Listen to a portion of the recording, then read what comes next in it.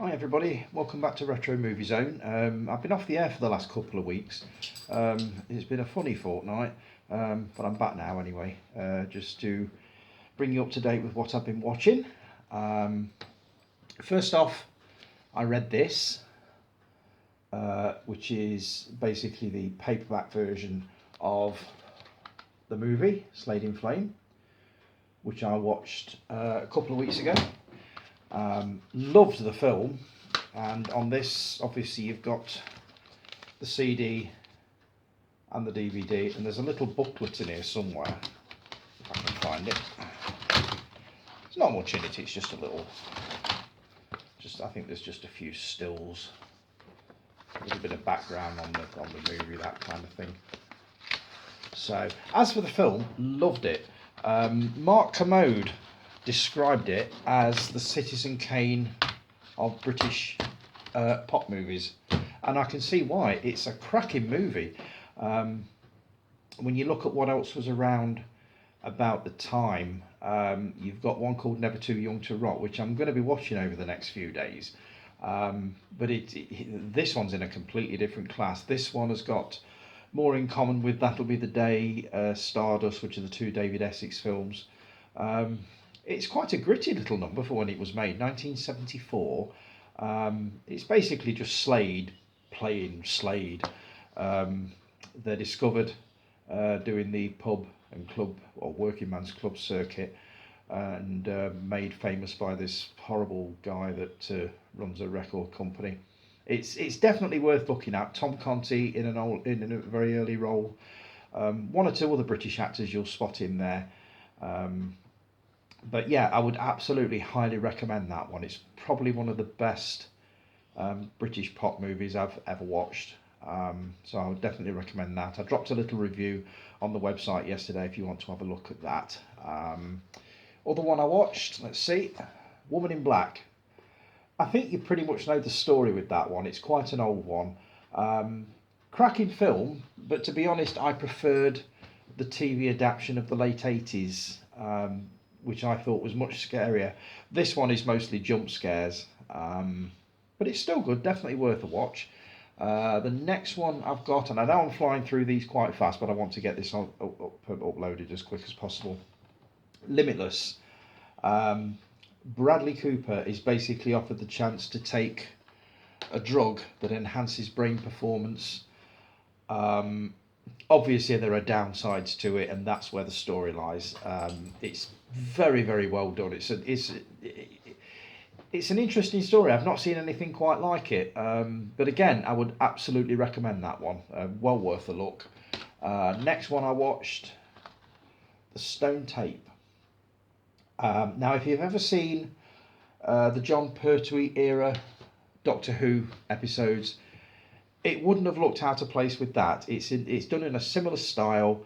What it reminded me of a lot as well is Ghostwatch. Now, I don't know whether any of you remember that. 1992, the BBC put a drama on Halloween night. It was done in the style of a live broadcast, and half of the country thought that it was real, including me. It was brilliantly done, absolutely superb, scared the bejesus out of me at the time, and there's something very unnerving about it. I'm about due to give it another watch to see whether it has quite the same effect sort of nearly 30 years on. But The Stone Tape is definitely worth a look. It's a BBC thing. I believe it was like a play for today. It's about 90 minutes long, and it's in a similar vein to that. It's basically just an investigation into a haunted place. Well worth watching. I had this through over the last few days, which I'm dying to get into. Friday the 13th. It's like contained in a steel tin. It's the full set as far as I can tell.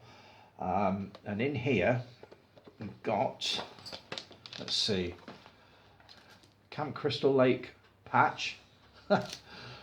You've got all the DVDs are enclosed. I'm trying to balance everything here.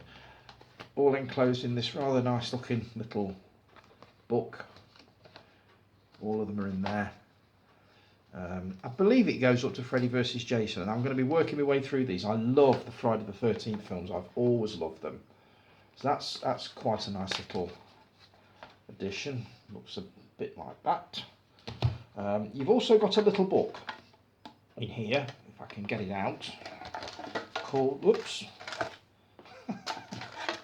put that down for a minute, Crystal Lake Memories. And again, you've got just basically little bits of background, lots of pictures. Nice little book. They've also included, which came spilling out when I tried to tip the tin over, 3D glasses, which I don't think I'll be using. They're for Friday the 13th Part 3, which was actually made in 3D, but I don't think it's something I'm going to be bothering with. But that's a cracking set. Looking forward to having a read of the book.